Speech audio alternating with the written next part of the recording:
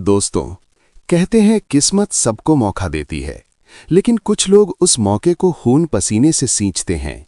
ये कहानी है उस माँ की जिसने अपनी बेटी के सपनों के लिए अपनी पूरी जिंदगी मिट्टी में मिला दी, और उस बेटी की जो जब ऊंचे ओहदे पर पहुंची तो सबसे पहले अपनी माँ को ढूंढने निकली। सुबह की हल्की धूप शहर की ऊंची इमारतों से टकरा रही थी। अदालत परिसर में आज असामान्य चहल पहल थी। काली कोट कहने वकील, फाइलों के ढेर, पुलिस की सख्त निगरानी और बीचों बीच एक सरकारी गाड़ी आकर रुकी। गाड़ी से उतरी न्यायाधीश अनन्या वर्मा, देश की सबसे कम उम्र की जिला जज। चेहरे पर सादगी, आंखों में आत्मविश्वास और चाल में गजब का ठहराव। आज अनन्या को अपने गृह जिले की अदालत में पहली बार बैठना था, लेकिन उसका मन फैसलों में नहीं, यादों में उलझा हुआ था। उसे बार बार अपनी मां याद आ रही थी, शारदा देवी। वही मां जो सुबह 4 बजे उठकर लोगों के घरों में झाड़ू पोछा लगाती थी। वही मां जो खुद फटी चप्पल पहनकर भी बेटी को नई किताबें दिलाती थी।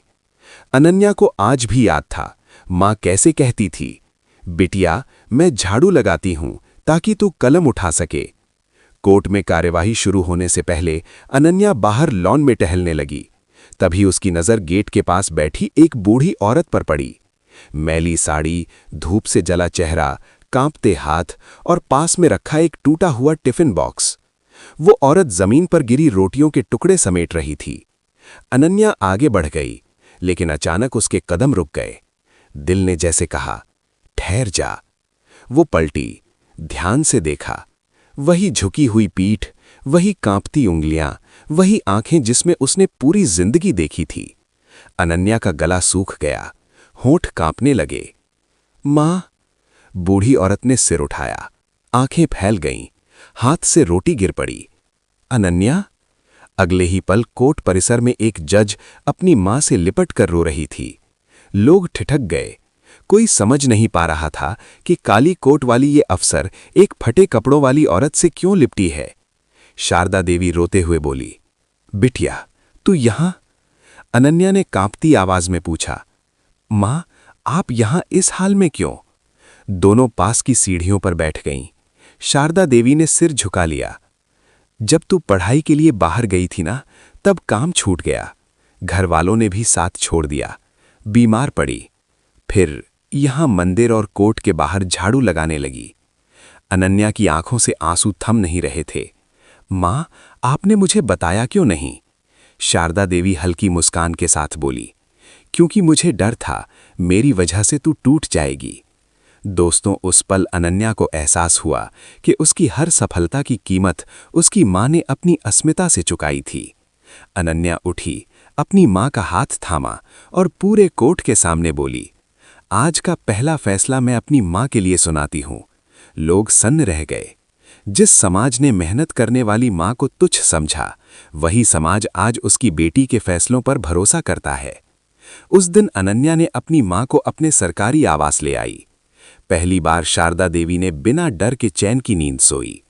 और हर सुबह जब अनन्या कोर्ट जाती तो मां कहती, बिटिया आज भी इंसाफ करना, क्योंकि तुझे यहां तक इंसाफ नहीं पहुंचाया है। दोस्तों, ये कहानी सिर्फ एक जज की नहीं, ये हर उस मां की है जो खुद अंधेरे में रहकर अपने बच्चे को रोशनी देती है। दोस्तों, जब जज को अपनी मां के खिलाफ फैसला सुनाना पड़ा। दोस्तों, कहते हैं कि जिंदगी कभी कभी इंसान को ऐसे इम्तिहान में डाल देती है जहां सही और अपने के बीच चुनाव करना पड़ता है, और उस दिन इंसान नहीं, उसका चरित्र परखा जाता है। न्यायाधीश अनन्या वर्मा के जीवन में सब कुछ जैसे अचानक शांत हो गया था। मां घर में थी, अब वो भूखी नहीं थी, अब उसके हाथ कांपते नहीं थे। अब वो हर सुबह बेटी के माथे पर हाथ रखकर दुआ देती थी। लेकिन किस्मत को ये सुकून शायद मंजूर नहीं था। एक सुबह अनन्या कोर्ट जाने की तैयारी कर रही थी। मां रसोई में चाय बना रही थी। तभी दरवाजे पर दस्तक हुई। अनन्या ने दरवाजा खोला। सामने पुलिस का एक सिपाही और कोर्ट का क्लर्क था। क्लर्क ने फाइल आगे बढ़ाई। मैडम, आज की सबसे संवेदनशील सुनवाई यही है। अनन्या ने फाइल खोली। पहले ही पन्ने पर नाम देखकर उसके हाथ कांप गए। मुकदमा, सरकारी जमीन पर अवैध कब्जा, आरोपी शारदा देवी। अनन्या की आंखों के सामने अंधेरा छा गया। वही जमीन जहां मां ने बरसों पहले झोपड़ी डाल ली थी, वही जगह जहां मजबूरी में उसने सिर छुपाया था। अनन्या कुर्सी पर बैठ गई। मां चाय लेकर आई और बोली, बिटिया, क्या हुआ? चेहरा क्यों उतर गया? अनन्या कुछ बोल नहीं पाई। कोर्ट में वही दिन सबसे भारी था। पूरा कोर्ट खचाखच भरा हुआ था। लोग फुसफुसा रहे थे, जज की मां आरोपी है, देखते हैं अब इंसाफ क्या होता है। शारदा देवी को कटघरे में लाया गया, सिर ढका हुआ, नजरें झुकी हुई। अनन्या ने पहली बार अपनी मां को अपराधी के रूप में देखा। सरकारी वकील बोला, आरोपी ने वर्षों तक सरकारी जमीन पर अवैध कब्जा किया। अनन्या का दिल चीख रहा था, लेकिन चेहरा पत्थर बना हुआ था। उसने अपनी मां की तरफ देखा। शारदा देवी ने नजर उठाई। हल्की सी मुस्कान आई, जैसे कहना चाहती हो, डर मत, मैं मजबूत हूं। अनन्या ने फैसला सुरक्षित रख लिया। रात भर वो सो नहीं पाई। बार बार मां के शब्द याद आते रहे, बिटिया, इंसाफ करना। सुबह कोर्ट में फैसला सुनाया जाना था। अनन्या खड़ी हुई। पूरे कोर्ट में सन्नाटा था। ये अदालत मानती है कि आरोपी ने कानून का उल्लंघन किया है। मां की उंगलियां कांप गईं। लेकिन ये भी अदालत मानती है कि गरीबी अपराध नहीं होती और मजबूरी साजिश नहीं होती। पूरा कोर्ट चौंक गया।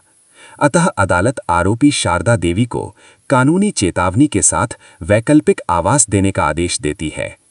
एक पल के लिए किसी ने सांस नहीं ली। फिर पूरा कोर्ट तालियों से गूंज उठा। शारदा देवी की आंखों से आंसू बह निकले। अनन्या की आंखें भी भर आईं, लेकिन आज वो गर्व के आंसू थे। कोर्ट के बाहर मां ने बेटी का हाथ पकड़ा और कहा, आज तू सच में जज बन गई बिटिया। अनन्या बोली, नहीं मां, आज मैं आपकी बेटी बनने के काबिल बनी हूं। दोस्तों, उस दिन अनन्या ने साबित किया कि इंसाफ रिश्तों से ऊपर होता है, लेकिन इंसानियत कानून से नीचे नहीं होती। कभी कभी जिंदगी इंसान को वहां ले आती है जहां सही फैसला लेने के बाद भी सजा मिलनी तय होती है, और वही सजा तय करती है कि इंसान बड़ा है या सिर्फ उसका पद। कोर्ट में शारदा देवी के केस के बाद अनन्या वर्मा की ईमानदारी की चर्चा हर तरफ होने लगी। कुछ लोग उसकी तारीफ कर रहे थे तो कुछ फुसफुसा रहे थे। इतनी सख्त जज, अपनी मां को भी नहीं छोड़ा। लेकिन असली तूफान अभी आना बाकी था। एक शाम अनन्या ऑफिस से लौटी।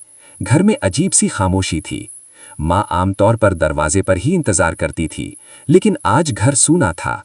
मेज पर एक चिट्ठी रखी थी। अनन्या ने कांपते हाथों से चिट्ठी खोली। बिटिया, तू सही थी, तेरा फैसला बिल्कुल सही था, लेकिन मेरी मौजूदगी तेरे रास्ते में रुकावट बन रही है। लोग तुझ पर सवाल उठा रहे हैं, तेरी कुर्सी पर उंगली उठा रहे हैं। जिस तरह मैंने तुझे पढ़ाने के लिए खुद को मिटाया था, आज फिर वही करना जरूरी है। मां की दुआ तेरे साथ है, मुझे ढूंढने मत आना। चिट्ठी हाथ से गिर गई। अनन्या की सांसें तेज हो गईं। मां, नहीं। वो पागलों की तरह बाहर भागी। हर जगह तलाश की, मंदिर, अस्पताल, बस स्टैंड, लेकिन मां कहीं नहीं मिली। 3 दिन बीत गए। चौथे दिन एक खबर ने अनन्या की दुनिया हिला दी। अज्ञात वृद्ध महिला की लाश नदी किनारे मिली। अनन्या दौड़ती हुई अस्पताल पहुंची। शव पर चादर डाली हुई थी। डॉक्टर ने धीरे से चादर हटाई। वही साड़ी, वही चूड़ियां, वही मां। अनन्या चीख पड़ी, मां, उठो, मैं जज हूं, मैं सब ठीक कर दूंगी। लेकिन मां की आंखें बंद थीं, हमेशा के लिए। पोस्टमार्टम रिपोर्ट में लिखा था, दिल का दौरा। लेकिन अनन्या जानती थी कि मां का दिल कानून से नहीं, समाज की गंदगी से टूटा था। अंतिम संस्कार के दिन पूरा शहर उमड़ पड़ा। वकील, अधिकारी, गरीब मजदूर, हर कोई वहां था। अनन्या चुप थी। आंसू सूख चुके थे। चिता को आग देते हुए उसने बस इतना कहा, मां, आपने मुझे इंसाफ करना सिखाया, अब मैं इंसाफ के लिए जीऊंगी। मां की मौत के बाद अनन्या ने एक ऐसा फैसला लिया जिसने पूरे राज्य को हिला दिया। उसने अपने पद का इस्तेमाल करके शारदा न्याय आश्रय योजना शुरू की। ऐसी योजना जिसमें बेघर मजदूरों, मजबूर औरतों और सड़क पर रहने वाले बुजुर्गों को घर, इलाज और सम्मान मिलेगा। पहला आश्रय गृह वहीं बना जहां शारदा देवी कभी झाड़ू लगाया करती थीं। दीवार पर लिखा था, ये जगह उस माँ की याद में है जिसने इंसाफ को जन्म दिया।